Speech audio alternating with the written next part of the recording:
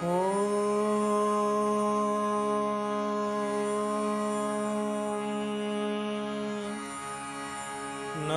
Shri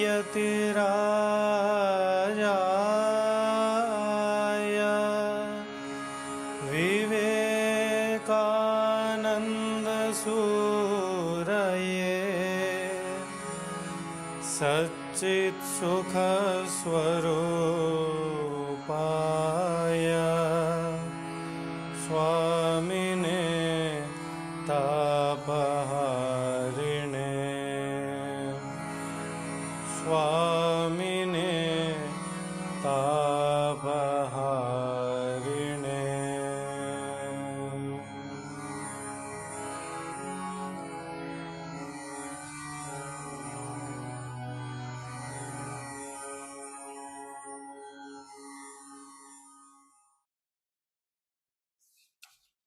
Namaste.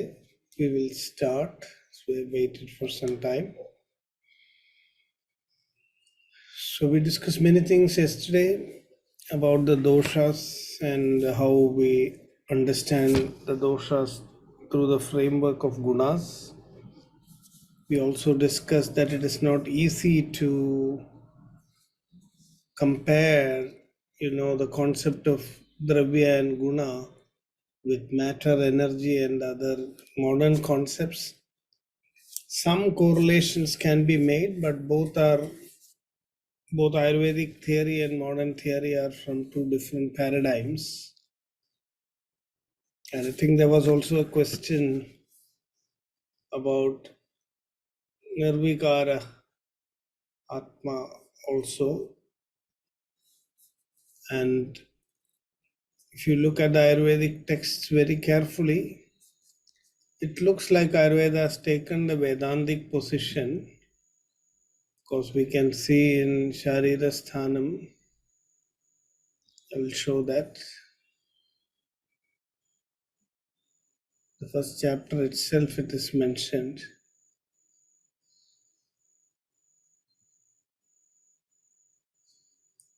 So, this is Caraka-Saṁhitā, Sharira Sthanam.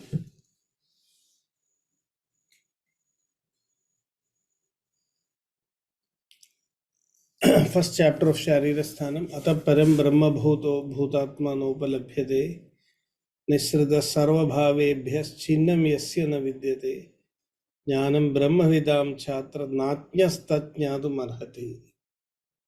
So I wanted to point out that these concepts na atnyaha tat jnatum arhati. People like us cannot fully comprehend this. We have to get some intellectual understanding at this stage and move on with that. Eventually, by sadhana and other things, we can understand. But you can see here, the ultimate, I have a feeling that Caraka-Saṁhitā is taking the Advaitic Vedantic position. Ata param brahma bhuto bhutatma nopalabhyate nisrida sarva bhavebhyas chinnam yasya na vidyate. So a complete,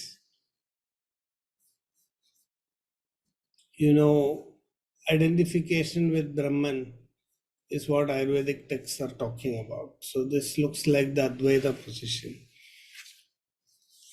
I hope all of you know the various Vedantic positions of the correct relationship between Jiva and Brahma. We have Adi Shankara Acharya's Advaitic position, where he says, Brahma Satyam Jagan Mithya, Jivo Brahmaiva Napara.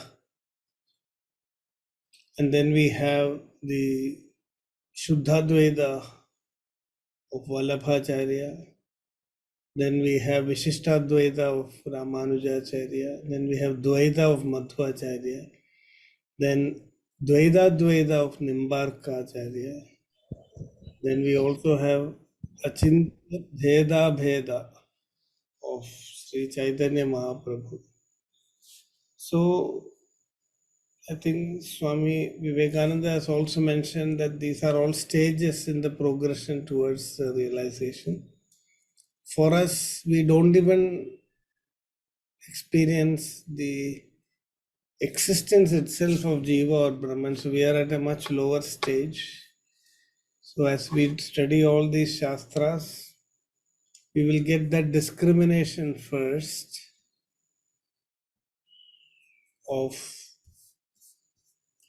that there is jiva, and initially it is difficult to even appreciate the Dvaita Bhava first. It will take time for us to understand that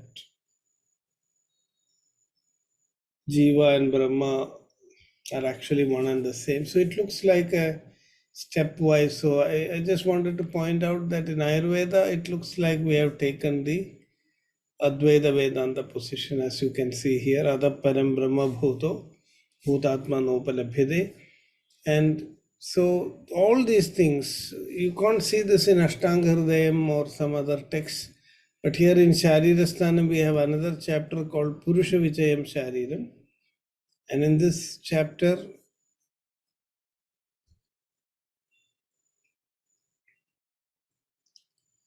all the ways to achieve this is mentioned. So you can see here, how can we achieve this state?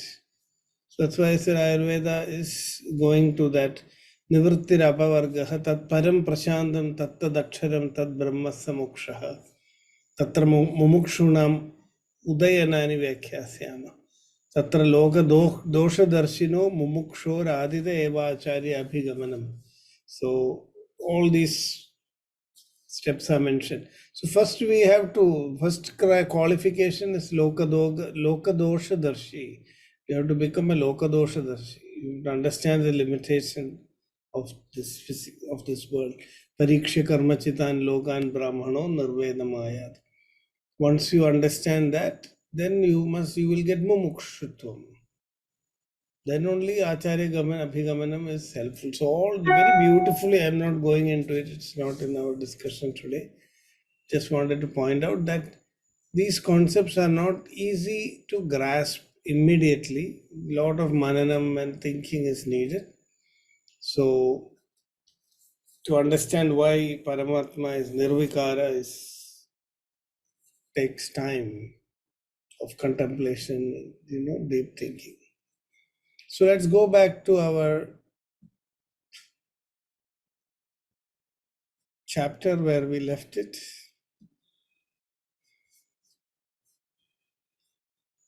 So we were discussing about, yes.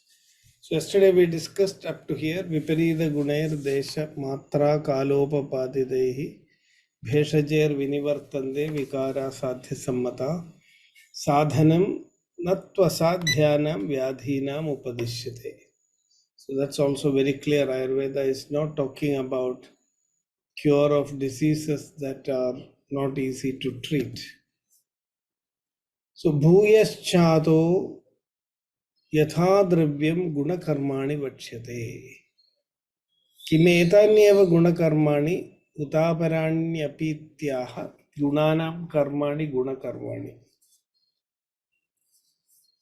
So now a little bit more elaboration is given.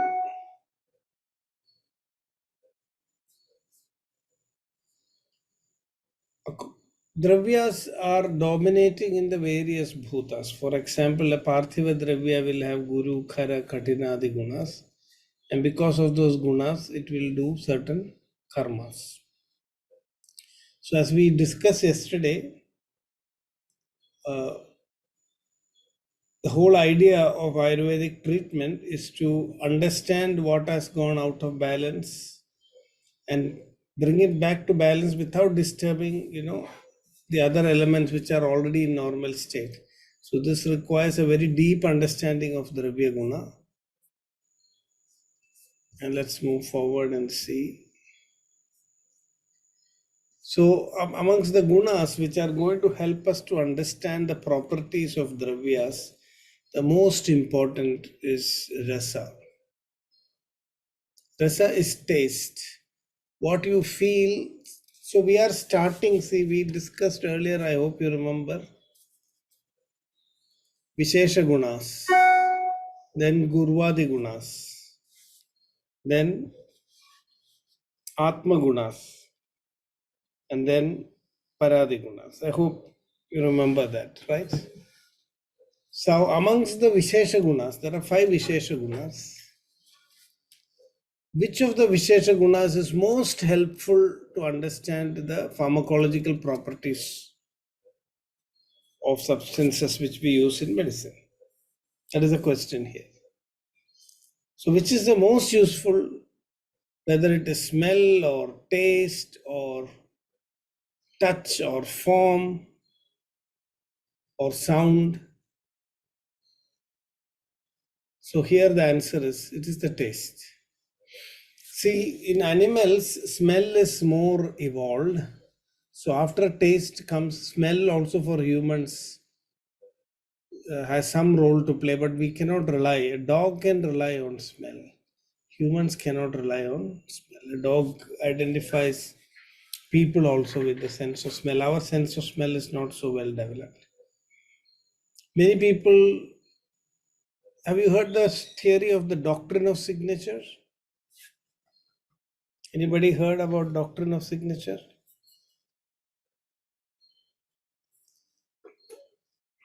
Nobody in this group?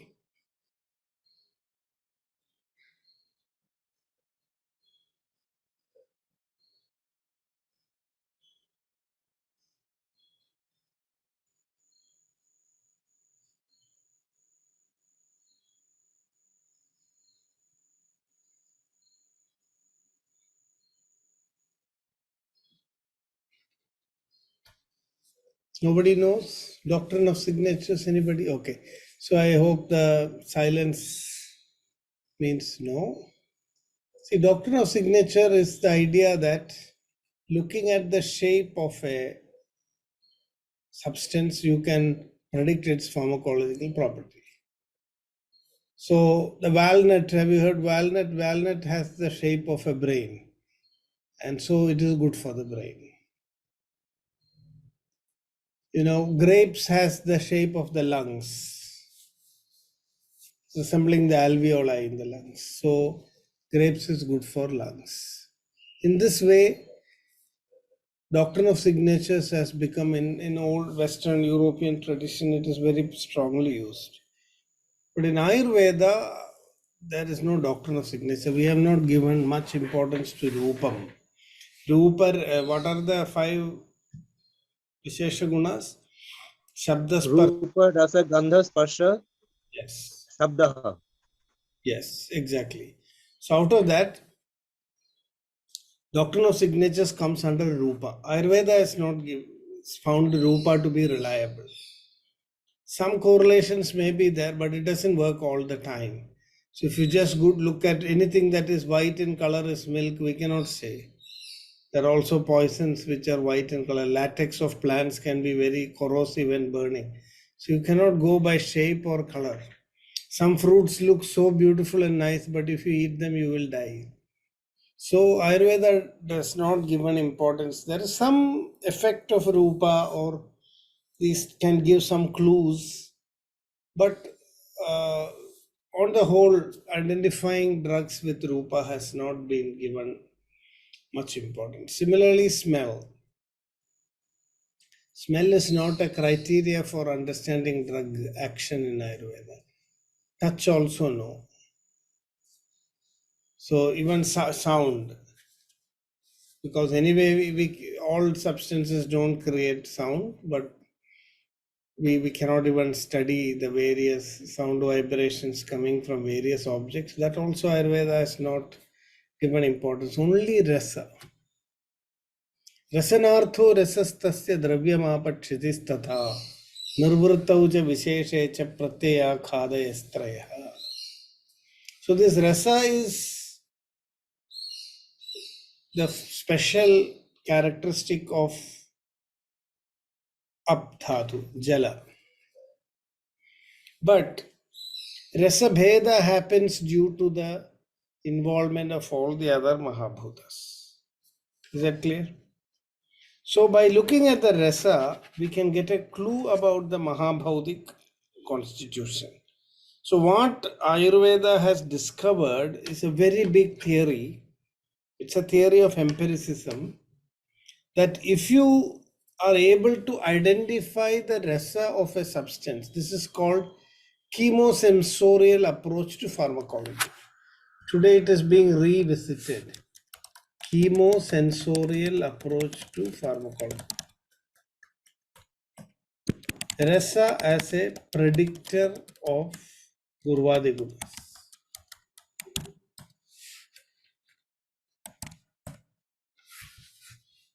So if a substance is sweet in taste, then 70% chances are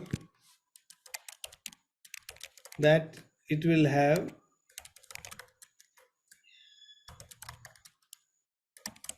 Snigdha, Sheta, Guru Gunas.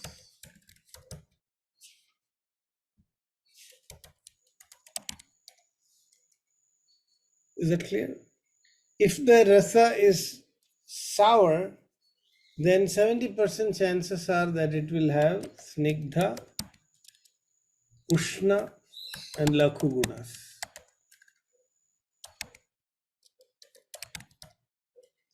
If it is salty, then Snigdha, Ushna and Guru Gunas.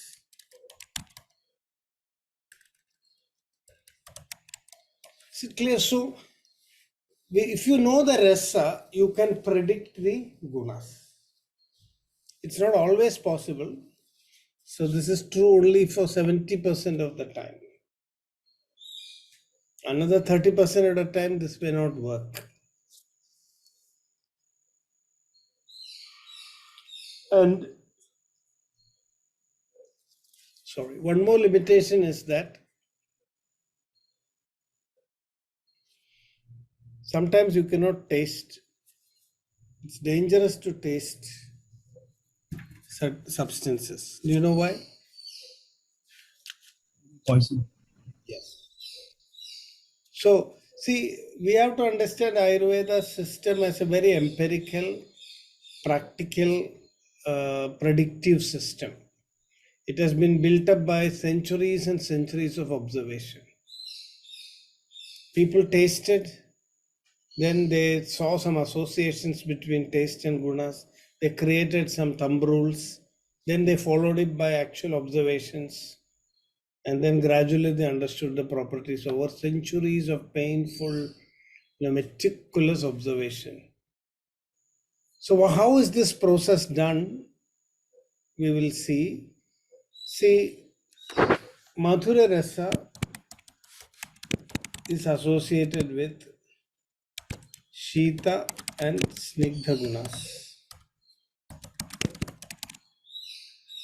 When you add Ushna Guna to this, Amla Rasa will come. It will have Snigdha and Ushna Gunas.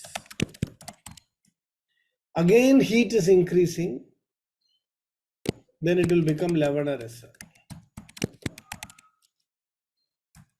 Like in the ocean.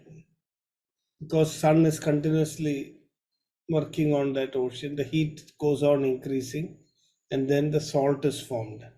So salt has Ushna and Snigdha Gunas, which means salt is more Ushna than, it is the most Ushna of all the rasas. That is why we say eat only a pinch of a salt, not more than that. Today there has been a finding, modern doctors are saying that restricting salt can bring down mortality significantly. And Ayurveda has mentioned 3 things that shouldn't be used regularly. Lavanam, Charam and Pipali. So Lavanam is something which we should not use in large quantities over a long period of time. And that is because of its Ushna Guna. Now again, Ushna Guna, so Shita and Snigdha Guna, when Ushna Guna works on it, there is a shift in the Gunas. In Shita and Snigdha Guna, when Ushna acts, it becomes Snigdha and slightly Ushna. In that stage, Amla Rasa is formed. just like milk becoming curds. What happens when milk becomes curd? It moves from Madhura to Amlarasa. Milk is Madhura and curd is Amla. So what milk was Shitavirya, now curds has become Ushnavirya. So the rasa is a witness to chemical changes that are happening in a substance. You can see when you are, this is what they observed. When the taste changes, we know that the chemistry has also changed. This is not when you are eating a food or thing, once it has gone bad, some chemically something has happened, you will know it through the taste. If I take a mango, I have seen there are mangoes with green skin, but still they have ripened. Only when we bite it, we will know when it is sweet, right? So the rasa is the witness to the chemical changes that are happening in all substances. The only danger is that by tasting it, you are sometimes exposing you to the risk of being poisoned. So this is helpful for food and medicine, but we cannot do this method for poisons. Poisons we accidentally, encounter that, and then we understand that it is a poison, and then we shouldn't be tasting it. But all other substances by tasting we can do. And Ayurveda says that we have to enhance our taste perception ability to be able to study Dravya Guna properly. Just like today we have wine tasters, tea tasters, we will need medicine tasters. A group of skilled people who are able to assess medicines and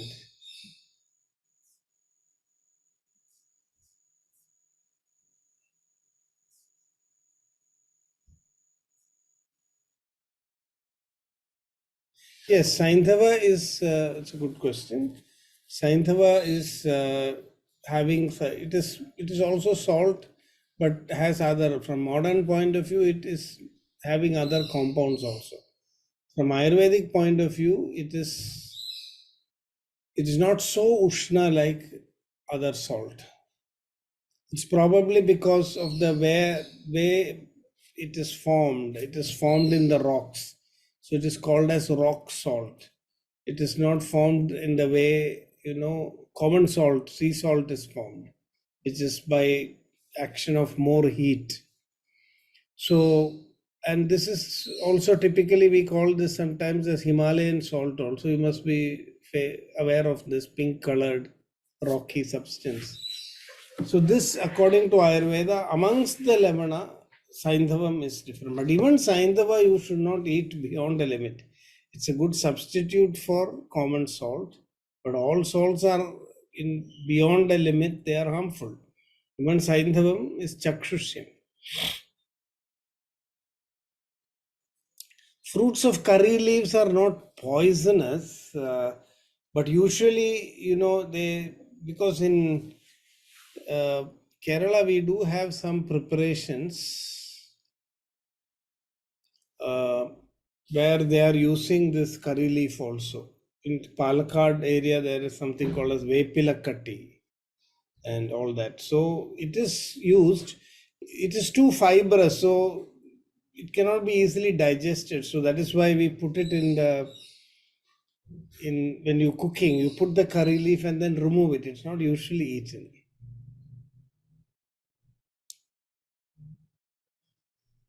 Today we have, Swamiji, we have a robotic tongue.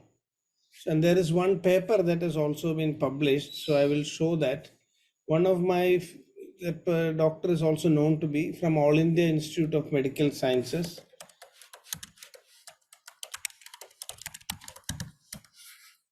So she has done a study. So you can buy. So I will just share that paper.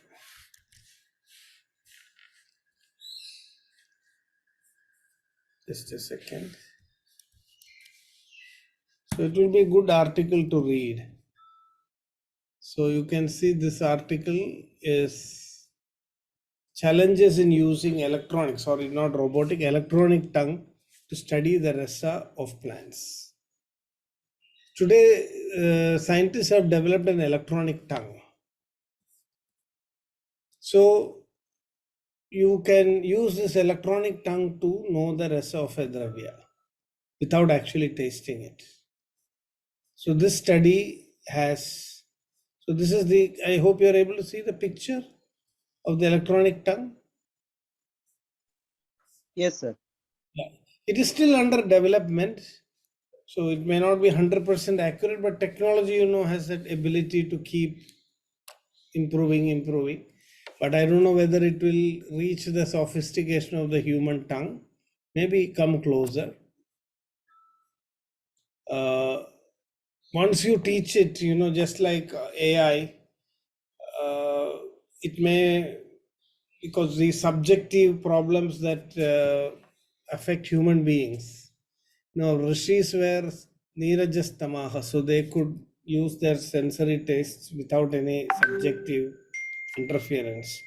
But today it is very, very difficult. So such instruments may be helpful. So here, yeah, this is the movable arm. So it will taste all these substances. So inside here is the sensory array. And you can see the reference electrodes, stirrer and sensors. So these sensors will recognize the various tastes. So this is possible. And they have done a study of a correlation between the electronic tongue and the. So a number of studies have reported the accuracy of prediction by e-tongue by comparing sensor data with that from classic chemometric techniques. So this is a very good study, and the author is actually a nuclear physicist, and at the age of 40 she joined an Ayurveda college and studied and became an Ayurveda doctor also. So she's a scientist come Ayurveda doctor. She's a head of the department of NMR, nuclear magnetic resonance, at All India Institute of Medical Sciences, but with a keen interest in Ayurveda, which she has been trying to validate. So that is the thing. Yes, ripening changes Amla Rasa to Mathura. So all these changes, so this is what our rishis found, that in a lot of substances, taste may be a very good indicator for chemical change. And by analyzing taste, they started creating a predictive system. As the taste changes, what properties it will have. So they use, when I don't know if I told in this group earlier, I went to a traditional physician to learn about how they are making medicines, and I found he was using the taste test. People were asked to taste the powders of substances, then they would be blindfolded, and then they have to taste and identify. And then finally, complex mixtures that are made of many herbs. After the preparation, they have to taste and identify the different ingredients. That mapping has not yet happened completely, Swamiji. People are working on it. Like, for example, we know for sweet taste what are the factors responsible. But again, it is not one chemical.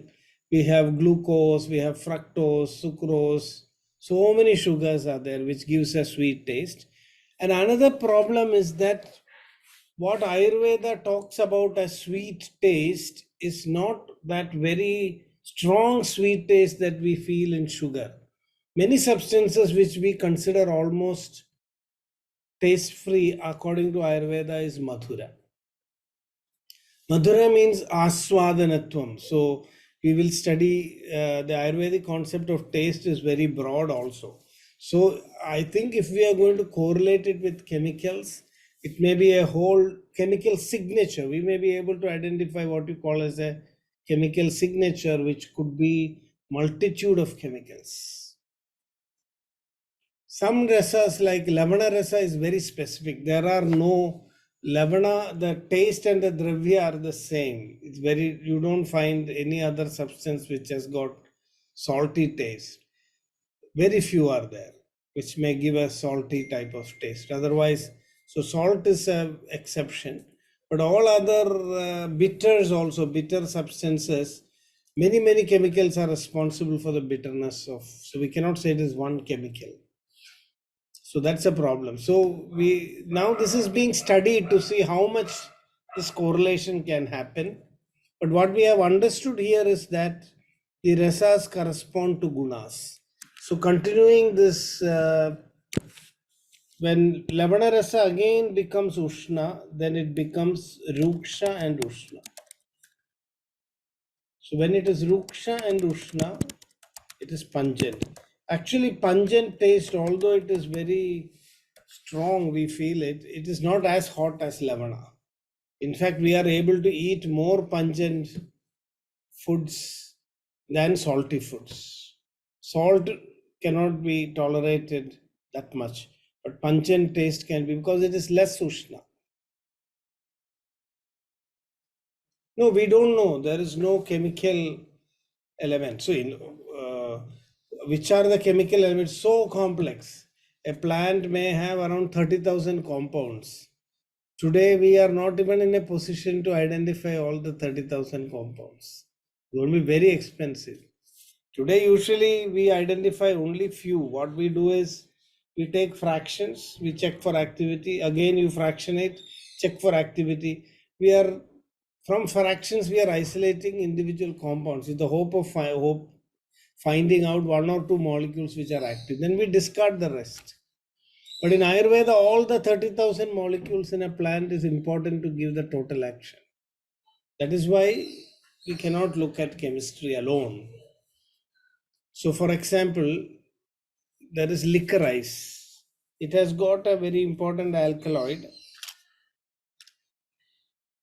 But if you isolate that alkaloid and administer it, it produces angiogenesis.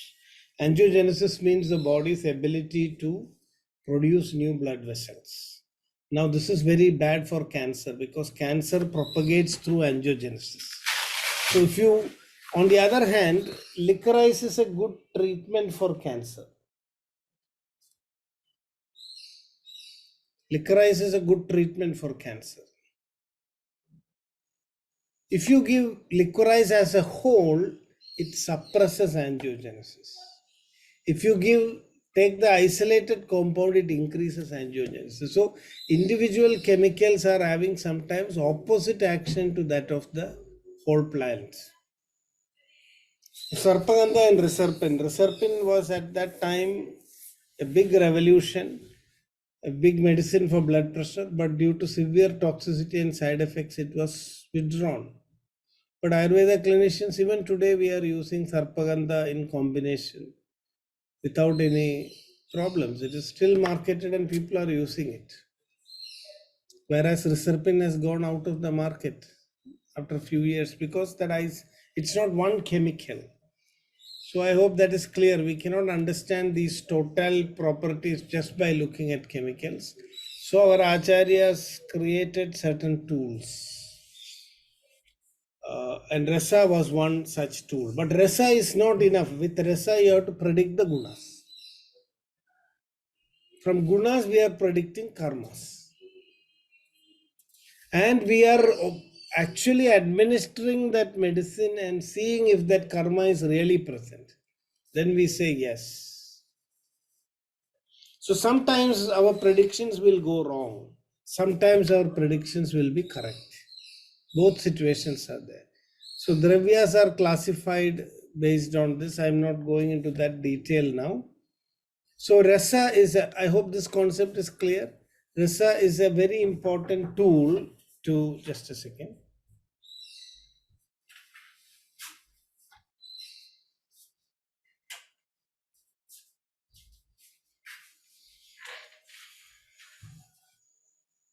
So rasa is a very important tool to predict gunas. Is that clear? And Continuing again, Ruksha and Ushna is pungent. After all the heat has gone and the Snigdha guna has gone, the Dravya will now become Ruksha and Shita.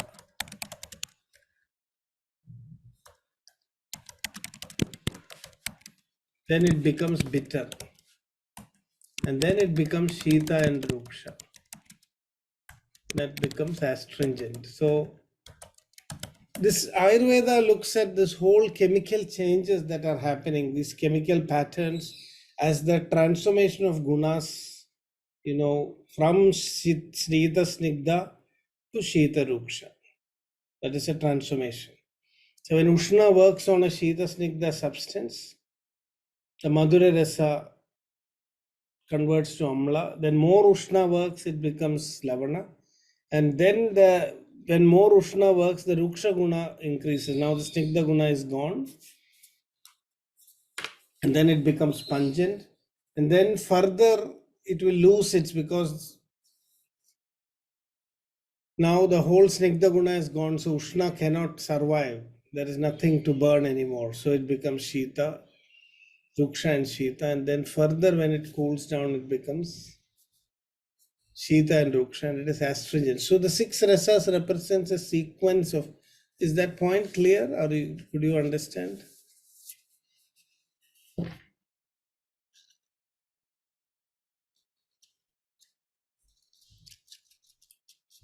See, when matter is in a fully preserved state, that is when we call it as Shita Snigdha guna. This energy completely stored. When a chemical reaction happens and it burns, what remains is astringent. What is the taste of coal? Have you tried tasting it? We used to use it in India for brushing teeth. Today it has come back. When I was young, doctors used to say, don't use this charcoal. Have you seen charcoal returning in the market? Yes. Charcoal is Kashaya Rasa because everything has burnt away. It is Shita Ruksha. Today, have you seen charcoal returning in the market, in toothpaste, in dishwashing liquid? Everywhere it is charcoal. Your soap, everything is charcoal. When I was activated charcoal. Activated charcoal, yes. It has got astringent rasa and it can remove all these sticky and other things. So when wood is full of liquid, water content and everything, it is like it is in its Madhura Avastha. Then as it burns, it becomes charcoal. It reaches a stage of astringency. So from Madhura to Amla to Lavana to Katu to Tikta and Kashaya. This is a sequence. So the 6 rasas witness the chemical changes that happen in a substance. So by understanding the permutations and combinations of the rasa, we can predict what type of guna changes happened in that substance. And that is the basis of Ayurvedic pharmacology. Swaduramlodha labana kadukas tikta evacha kashayashchedi shatkoyam rasanam sangraha smritaha. So swaduramlodha katukaha labanaha katukas tikta evacha kashayashchedi shatkoyam rasanam sangraha smriti. So these are the 6 tastes. So how do we derive? I don't know if you have heard this. Please, this is the logic. Snigdha Shita plus Ushna. What will happen? Results in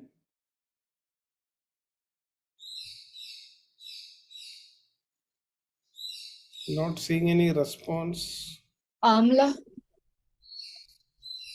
Yes, not Amla. I want to the guna. When Snigdha and Shita guna mixes with Ushna guna, what will happen? Ushna will cancel, overpower Shita because they are opposites. Snigdha guna will remain, right? So it will become Snigdha Ushna.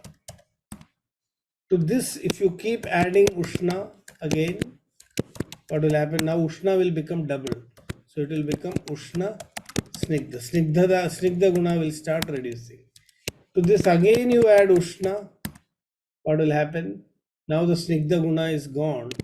It becomes Ruksha and Ushna. Now further adding heat is not possible because the wood has almost burned. It is reaching a stage of charcoal. It cools down. Right? So further what happens is any further burning will cause it to cool down and it changes to Ruksha Shita. And further degeneration makes it Shita Ruksha.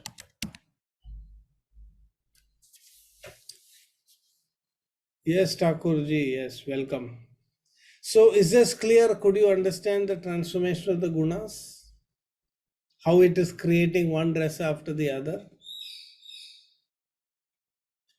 So Snigdha Shita plus Ushna, 3 Ushnas, then it becomes Rukshoshna. And then further is minus Ushna only, because you cannot add Ushna to something which cannot burn anymore. And then it becomes Tikta and usually you can see food is predominantly Snigdha. The first 3 rasas are mostly food and the last 3 rasas are mostly medicine. Medicines, even modern medicines, have you tasted? All of them are very bitter because they are in pill form. We don't feel the bitterness. You know, many people used to say Tikta rasa is indicated for fever and paracetamol has Tikta rasa also. So that is why it is working in fever. But paracetamol is bitter actually. If you put it in your mouth and try to, slowly dissolve it in your mouth, it's extremely bitter. Most of the medications are bitter. Strong, powerful medicines are bitter. That is why in Ayurveda also all our decoctions, all these things where we use active compounds which are medicinal, they become bitter. So this is the sequence of the rasas, and each rasa is associated with a group of gunas. Now there is a very, very important correlation. If you know the rasa of a dravya, then you can immediately understand how it will impact the doshas. Swadvamla lebanaha vayum kashaya swadu tiktakaha jayanti pittam shleshmanam kashaya katu tiktakaha. So swadu, amla and levana rasas will pacify vayu. Kashaya, madhura and tikta rasa will pacify pitta. And kashaya, kadu and tikta rasas will pacify kapha.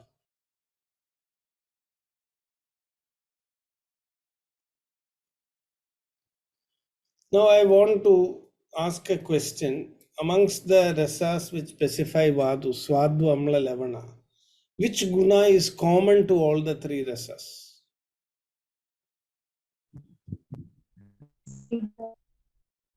Yeah, who said that?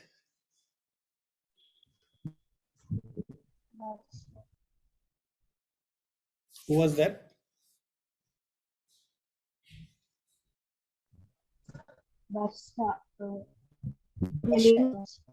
Varsha. Okay. Yes, very good. So you can see Vayu, for Vayu to be specified, Snigdha guna is compulsory. Ushna or Shita is okay because Swadu is Shita. Many of us may not have understood this thing. Those who have studied Ayurveda, that Vayu can also be controlled by Shita Virya. Madhura Rasa is Shita and Snigdha. So as long as Shita Virya is associated with Madhura Rasa, it will still pacify Vayu. But Shita Virya with Ruksha Guna will aggravate. It will only increase Vayu. So Amla and Lebana, 2 rasas are Ushna and Madhura rasa is Shita. Now, There is a sequence in which these rasas have to be used for the jaya of. It's not that, see, three rasas are there. Where will you use Madhura? Where will we use Amla? Where will we use Lavana?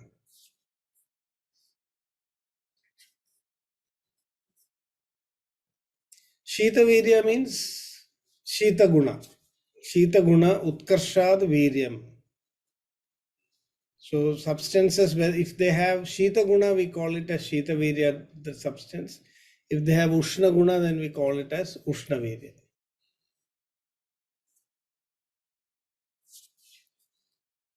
Now we are going actually into the therapeutics of Ayurveda. Those who are not Ayurveda physicians may have to think deeply. The text is giving us some algorithms to understand. So now my question was answered that when we say Swadvamla Lavana Vayum, it is only conveying that for Vata, Snigdha Guna is the pacifier. Snigdha Guna pacifies, whereas Ushna and Shita modulates. Both Ushna and Shita can modulate, but pacification happens only with Snigdha Guna. So if you want to treat Vata, you must use Snigdha Guna. You can either make it Ushna or Shita. So when should we use Ushna in Vata? When should we use Snigdha in Vata? I mean Shita in Vata. Always you have to use Snigdha. But when should we use Ushna and Snigdha? And when should we use Shita and Snigdha? That's one question. Another question is, where should we use Lavana? Where should we use Amla? Where should we use Swada? Any Ayurveda people here who can attempt?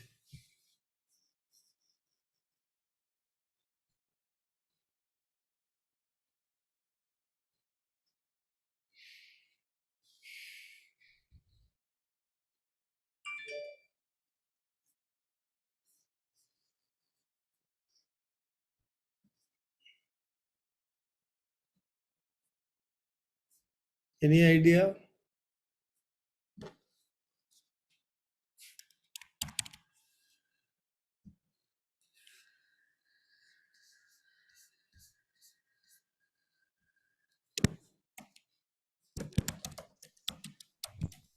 In the order of Amla, Lavana, Madhu. Amla, Lavana? Madhura. I'm not able to hear you clearly. Can you say? In the order of Amla, then Lavana, then Madhura. What is the logic? Why Amla first? I feel Amla is Laghu than Lavana. So if at all Vata is like if it is less aggravated, maybe the Smita and Ushna is fine. But if it is little more aggravated, then Lavana, I think it is little more good than Amla. So it can help in a little more aggravated condition of Vata. However, in highly aggravated condition of Vata, we need Snigdha and Guru. Maybe it's a good attempt, but there's a slight difference in what our texts are telling us. The actual reasoning is given in a textbook called, I will give you a chart. Tomorrow I will give you a chart. I have a slide for all this because we are reading the text. This is the classical way of reading. I didn't put any slides. So next class we'll have to come back to this. Next class I will show you some slides which will give a better idea. Today it will take time for me to open up those slides. So I'm trying in the background if I'm able to locate and from my folders while I'm also talking. I have to do two things at the same time. So that is why it is taking time. Let me see if it is possible. I will show it. So see what Kashyapa tells what is the sequence of using the rasas. In Vata, see, two types of Vata Kopa is there. Two types of Vata Kopa is there. One is due to blockage and the other is due to Dhatu Kshaya. Is that clear? Everybody knows?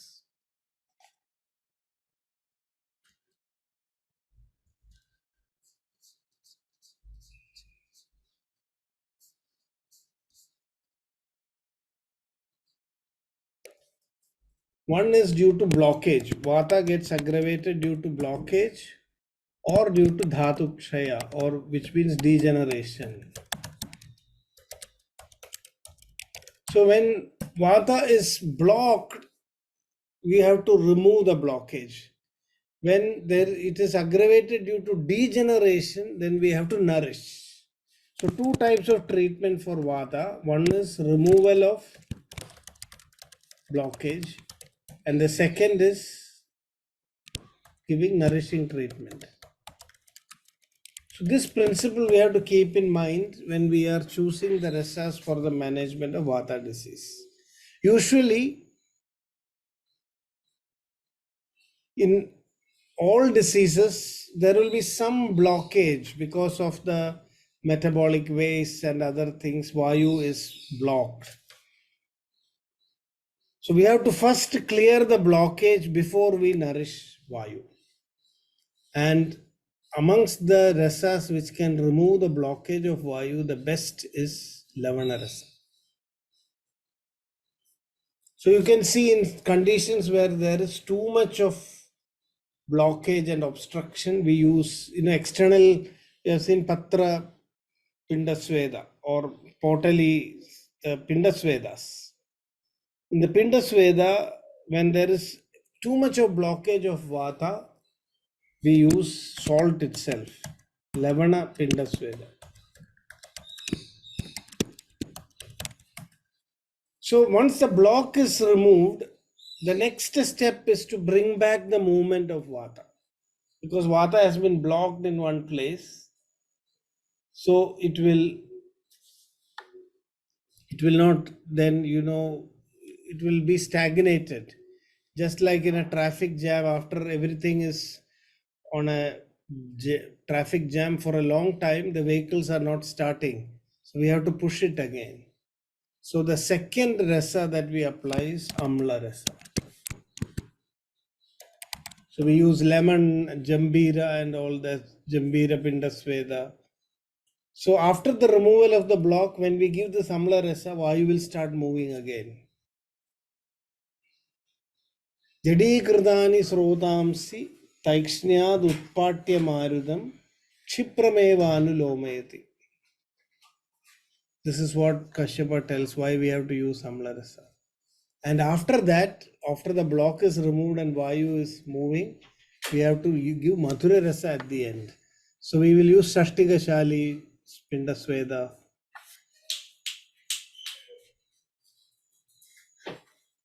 Shashtigashali Pindasveda is applied at the end. Similarly, internally also, when Vayu is blocked, we use churnas like Lamana Bhaskara. If the Vayu is in a Mudha-avastha, we use substances like, Dadi Mashtagam and things like that. And when we want to, so Hingutragunam, in which Lavana is used. So even in the Koshta, we are using medicines along with Lavana to open up the srotases for Vata. And after that it is opened, we have to bring back the movement of Vata. That is the second step. So removal of the blockage, then activating the movement of Vata, and then stabilizing it with Mathura rasa. So all the rasa substances are necessary. So in Ayurveda, we are using rasa also therapeutically. Lavana Pindasveda is we are using salt itself, heating salt and then applying it. Another thing which we do is in bronchial asthma, for example. I have done this many times. We put this salt. I mix it with some oil like gingerly oil or karpuradi thailam. You can mix it with it very nicely. then apply that on your chest. Apply salt. Snigdhair lavana tailatam tairkheshu grathita kapha sulinopi vilinostya koshtam praptassu nirhara. Snigdhair lavana tailaktam. So the text says that in bronchial asthma, you have to take, not in during an acute attack phase. It is after, when the person is not in an attack, does not have a asthma attack, it is to cleanse the lungs and open up the channels.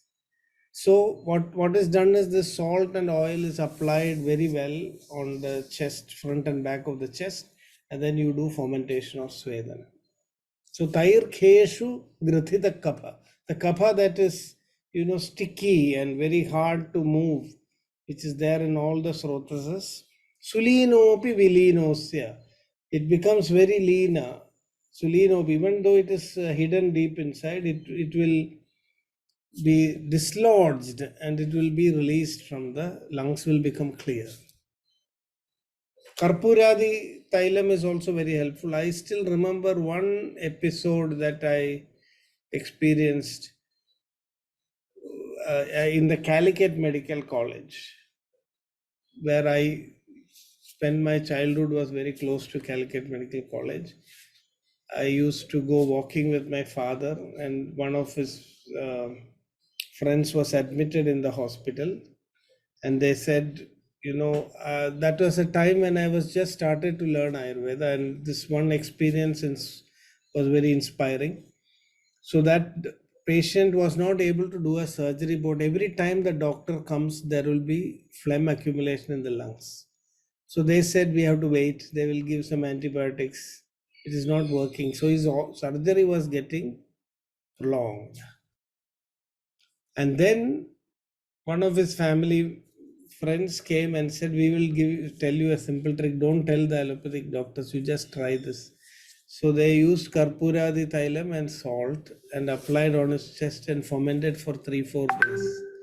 And after that, the doctors were surprised. There was no phlegm accumulation in the lungs. This is only for treatment actually. Lavana Amla Madhura, we have to use in all our foods. It is there like that. You can see that, normally if you are healthy, when you're eating food, you can use this. We start our food with a little salty substances, then go to sour substances. That is how in Tamil Nadu and all the food is served, and in the last you will eat a sweet substance in the end. So that sequence is there. So when you start with something salty and all the blockages and everything is removed, the secretion of kapha comes very well. Then the second stage, you have to use amla rasa, because if you don't use enough amla rasa, then there will be stagnation. It is lack of amla rasa that puts all that gaseous formation, distension, all that happens due to amla rasa. And at the end, madhura rasa. So all these sequences method, but it's different for different people. People who are very pitta and who have very strong agni, they should start with madhura rasa. So this is how Ayurveda is individualized.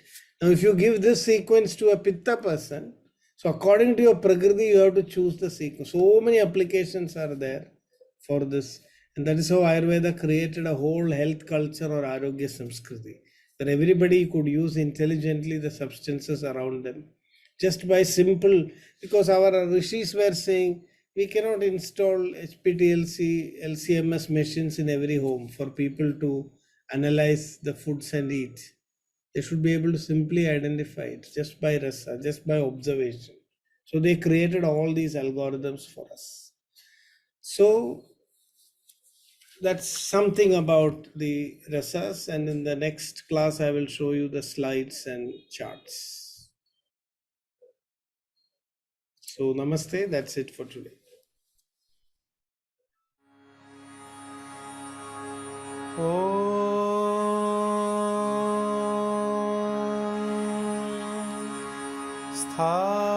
स्थापकाय च धर्मस्य सर्वधर्मस्वरूपिणे अवतारवरिष्ठाय रामकृष्णाय ते नमः। रामकृष्णाय ते नमः।